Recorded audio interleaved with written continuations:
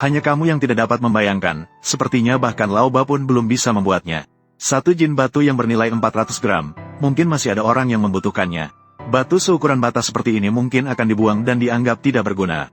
Namun, para pengrajin di sini, Laoba, berhasil melalui proses pemrosesan yang rumit.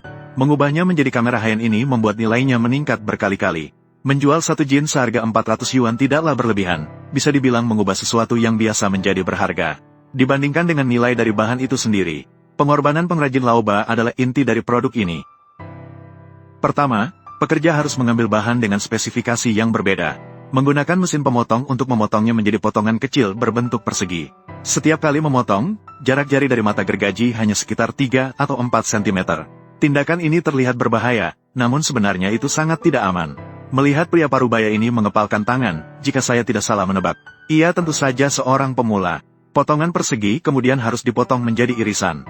Ketebalannya mungkin kurang dari 1 cm. Irisan ini menggunakan dua jenis batu dengan warna berbeda. Selanjutnya digunakan untuk membuat papan catur.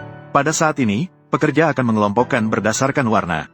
Mengkategorikan irisan secara sederhana sambil melakukan penyaringan. Dua tumpukan ini kira-kira adalah jumlah yang diperlukan untuk satu papan catur. Sebelum menyambung secara resmi, diperiksa tepi-tepi dan sudut irisan. Pekerja masih perlu menghaluskan satu persatu. Berusaha agar tepinya sehalus mungkin. Satu set 64 potongan, jika dihitung ada ratusan sisi. Volume pekerjaan masih cukup besar. Setelah potongan dihaluskan, pekerja sekarang membawa selembar batu. Menggunakan itu sebagai papan dasar catur. Potongan itu ditempelkan di atas ini.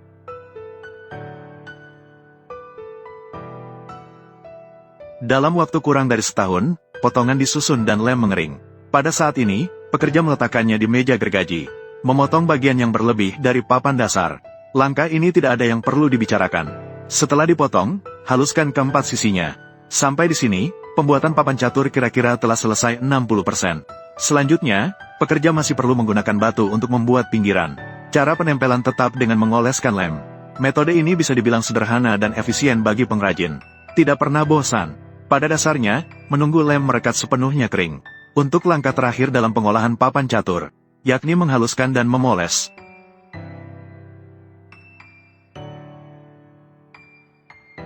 Sehingga dilakukan penghalusan berulang kali. Papan catur seolah-olah diisi dengan jiwa. Tadi masih selembar batu biasa, sekarang terlihat jauh lebih mewah. Setelah papan catur selesai, selanjutnya adalah pembuatan bidak. Dibandingkan dengan papan catur, meskipun bidak tidak besar, namun, jika dilihat dari keseluruhan proses pembuatan, saya merasa ini lebih rumit daripada membuat papan catur. Pertama, pekerja masih perlu memotong tepi dan sudut bahan, menjadikannya dalam bentuk panjang seperti ini.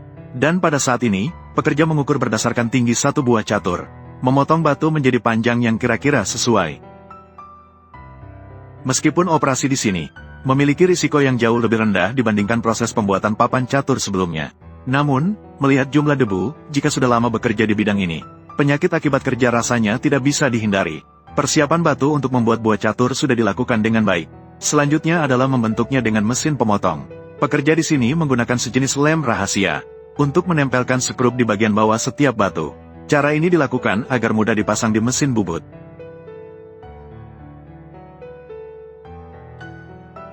Pada tahap awal, pekerja hanya melakukan proses pembulatan sederhana. Pada titik ini sudah bisa dianggap sebagai pembentukan resmi.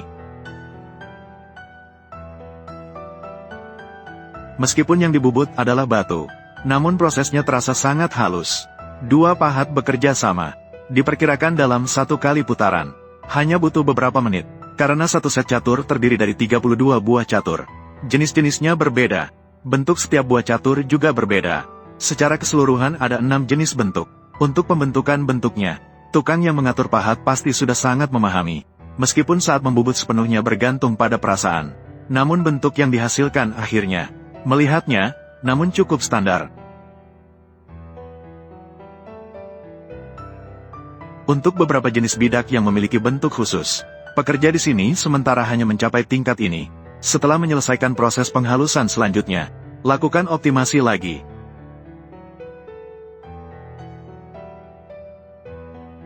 Tidak tahu apakah kalian tahu, apa komponen dari cairan di depan pekerja ini? Setelah direndam, warna batu itu menjadi jauh lebih gelap.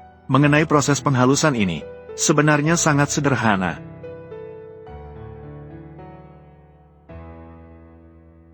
Setelah dihaluskan, selanjutnya adalah menghapus sekrup di bagian bawah. Pekerja di sini langsung menggunakan mesin pemotong untuk operasi. Akhirnya hanya tersisa bidak-bidak dengan bentuk khusus ini. Saat ini masih menggunakan mesin pemotong untuk operasi.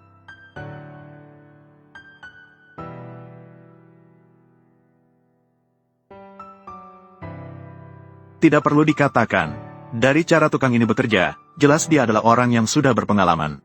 Pembentukan selesai. Setelah memastikan setiap bidak tidak ada cacat besar, kemudian pekerja mulai melakukan proses penghalusan akhir.